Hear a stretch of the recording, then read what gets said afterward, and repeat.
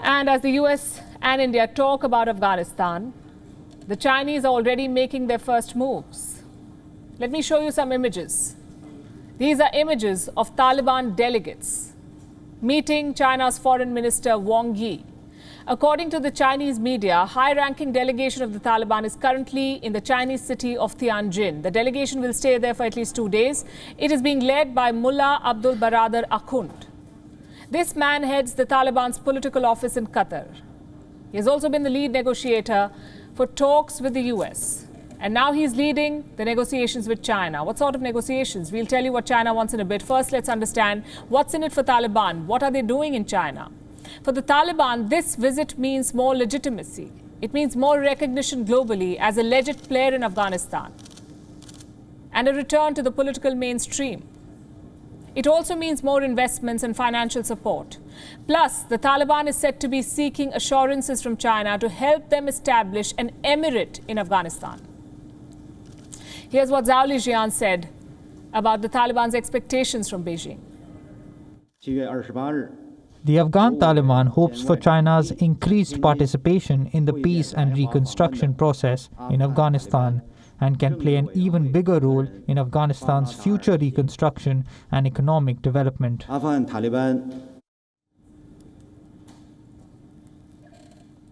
You heard that. Increased participation in peace and reconstruction process. It seems like the Taliban have been reading up a lot on public relations and outreach lately.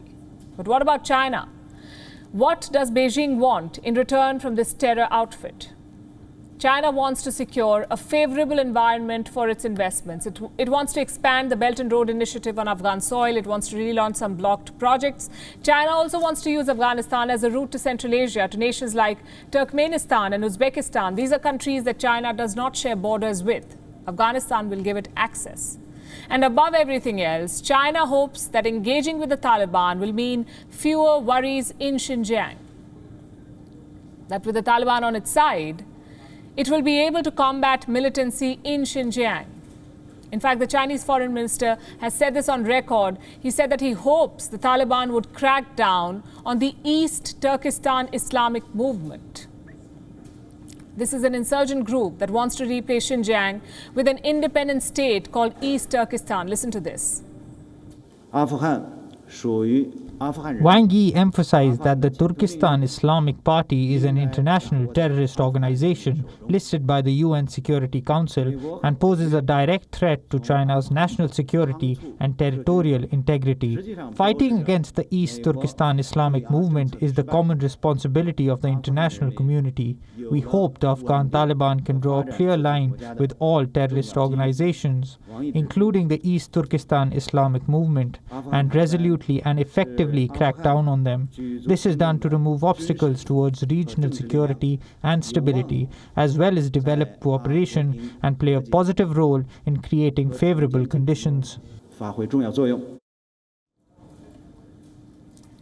here's the thing, the Taliban tends to go on extremes on religious matters. It has a history of supporting terror outfits beyond its sphere of operations. China clearly understands this threat. Making an enemy out of a terror outfit is not in Beijing's interest. But being friends with a terror state has not worked out in China's interest either. Take the case of Pakistan, where Chinese interests and Chinese citizens are both under attack. On the 14th of July, 9 Chinese nationals were killed in a bus explosion. We reported on it. Pakistan called it a mishap. China called it an attack. Now today, barely 2 weeks after this incident, a Chinese national was shot at and wounded in Karachi. According to the local police, 2 Chinese nationals were on their way to Karachi's industrial area. They were attacked by bike-borne assailants. Here's an eyewitness account. I was resting in my vehicle. Suddenly, a white Corolla car stopped and someone said, "Pull up your ambulance right now." When I got out of my ambulance, I saw that there were Chinese people in the car. One was severely injured. One was sitting beside him and the other was a driver. I shifted all the 3 to my ambulance and carried them to trauma center. On the way, the driver told me that the incident occurred under the bridge and that they had been fired on.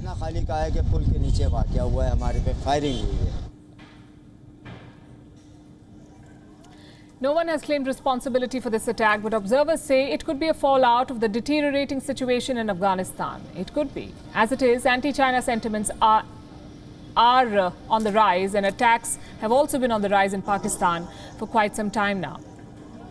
The Taliban's comeback may be fueling this animosity further. There's reason for China to be cautious here because the Taliban and Pakistan are like peas in a pod. They have a history of harvesting chaos, of triggering conflicts that take a life of their own and spread into several subgroups. Xinjiang could be the next on this list, and China understands this threat. WION is now available in your country. Download the app now and get all the news on the move.